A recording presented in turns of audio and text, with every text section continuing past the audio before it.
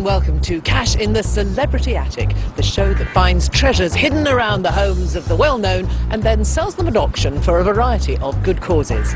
Today I'm going to meet one of the country's leading underwater explorers. He started his career as a physical training officer in the Royal Marines, and if you ask me, he's still pretty fit. In his late 20s, he changed tack and became a marine biologist, and since then he's led some of the most daring diving expeditions around the world.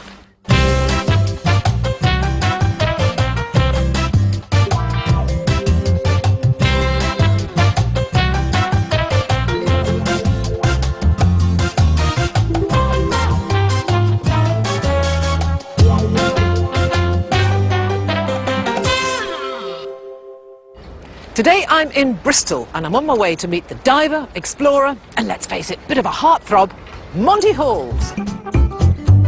After 8 years in the Royal Marines, it was his underwater escapades that first brought Monty to the nation's attention.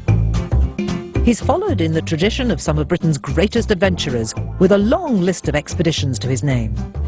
Monty's latest exploits saw him and his faithful dog Reuben living the life of a Scottish crofter for 6 months for the BBC Two series Monty Hall's Great Escape.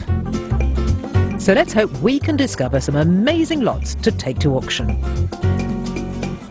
Well, good morning, Mr. Hayes. You look as if you're about to present the budget. No, I know it's going to be a bit of an ocean adventure today, so I've got my survival kits. I have a pair of Speedos, I have some armbands and some goggles. I'm ready to go. I don't know, Paul in Speedos, I don't know. Yeah. Actually, I think it sounds rather good. Yes, it's a sight to be seen. Hey! Yeah, he's like our Indiana Jones, Monty Halls, he really is. How exciting is that? I mean, all those shipwrecks and things, there's going to be great treasure in here, I'm sure. Well, let's have a look, eh, shall we? Well, let's have a look at your Speedos. No, you're yes, right. I know.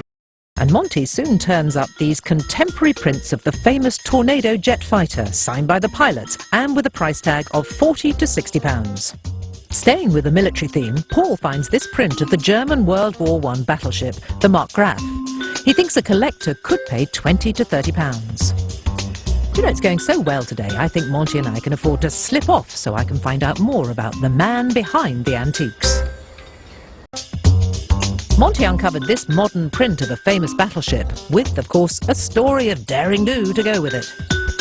We've got your print now of that German battleship, but what was the significance of this then? It was sunk in Scapa Flow in 1919. It was scuttled by the German Navy in one of the largest scuttling events in maritime history. And I dived it back in the midst of time and got a little piece of coal from it sitting on my mantelpiece. So this is the print of the actual battleship. Sounds great. There you go, it sounds great. Lot number 149, a print of SMS MARKGRAF. There we are, £10 for it, 10 is bid. £10 is bid, I'll take 12 where now? Come on now. It's £10, 12, 15. 15. 18, there we are. 18. Sell at £18, selling at £18, Alden at 18. We're glad to see the battleship didn't sink without a trace, but at £18 it means we're still... So just how much have we made for Monty's charity? Time to find out. So, you were looking for £400 for your charity. Well, you've exceeded it by quite some margin. You've actually made £601. Fantastic. That's really... Oh, thank you so much. Thank you. Thanks, Paul. That's welcome. really significant because, as I said, that cause for me is a very, very special cause. And, it's been a thoroughly enjoyable experience as well. We've had a lot of fun. Yeah. But 600 quid to the charities is really great. I'm chuffed to bits.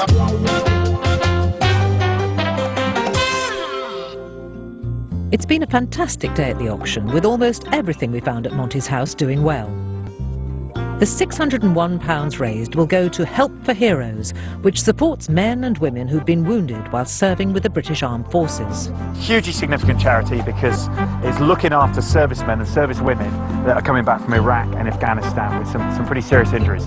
So it's rehabilitating them and helping them get back into normal life.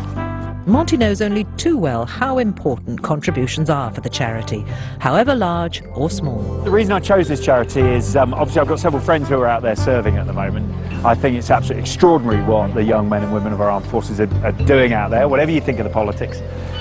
You know, the job they're doing is absolutely remarkable. And also I had a very good mate, he was a particularly close friend who was killed out in Iraq. So obviously it's a particularly poignant day for me today, really. The money raised goes directly to the cause. There isn't a vast infrastructure supporting it. So the 600 quid or so that we've just raised in there will help some serviceman or servicewoman get back on their feet and get back into life. Bye.